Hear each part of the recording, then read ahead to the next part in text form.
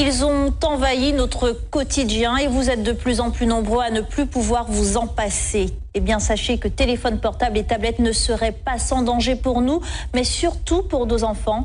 Ce soir, vous allez entendre le témoignage d'un Martiniquais frappé par un cancer de l'oreille interne. Pour les spécialistes qui l'ont suivi, aucun doute, sa maladie est liée aux ondes du portable. Franck Zozor, William Zebina. Ces images datent de 1995, c'est Rémi Villa, un nom que vous connaissez. Il a porté haut les couleurs de notre pays, un véliplanchiste, 4 fois champion du monde, 20 fois champion de la Martinique. Mais ce que l'on sait moins, c'est qu'il a été touché il y a quelques années par un cancer, une tumeur à l'oreille interne. Soigné à l'hôpital Pellegrin à Bordeaux, ses médecins lui expliquent que cette tumeur serait liée à l'utilisation du téléphone portable. Les médecins m'ont dit clairement, tout ceci est dû au téléphone portable. Notre service pour les tumeurs à l'acoustique a été augmenté par 5, multiplié par 5 depuis l'avènement du portable. J'ai fait tout ce qu'il ne fallait pas faire. Dormir avec un téléphone à côté de ma tête, à 30 cm de ma tête. Chose à ne jamais faire. Donc il faut éteindre impérativement son téléphone portable quand il est dans une chambre ou le laisser à l'extérieur.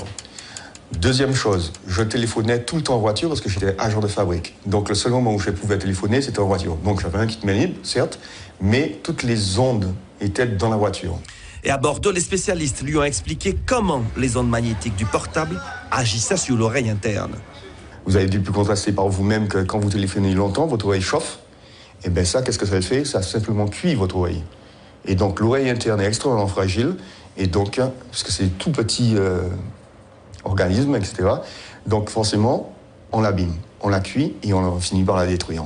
Donc le téléphone portable, quand quelqu'un m'appelle, je l'utilise comme ça, microphone allumé, et je parle. Ou bien, loin de la tête. Loin de la tête, jamais comme ça. Et puis, il y a les conseils aux parents concernant l'utilisation des portables pour les enfants.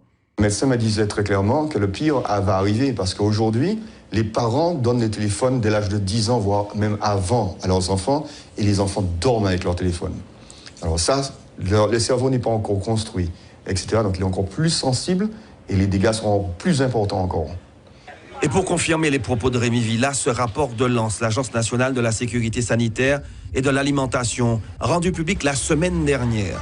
Il recense les sources auxquelles sont exposés les enfants, Wi-Fi, jouets connectés, téléphones portables, tablettes. Mais ce que l'on apprend dans cette étude, c'est que des chercheurs japonais et taïwanais ont trouvé que ces ondes agiraient sur la santé mentale des préadolescents. Dépression, comportement à risque, tentative de suicide pourraient être provoquées par l'utilisation précoce de ces objets connectés. Et enfin, dernier conseil de Rémi Villa, évitez les portables dans les poches. Les ondes affectent également les organes génitaux.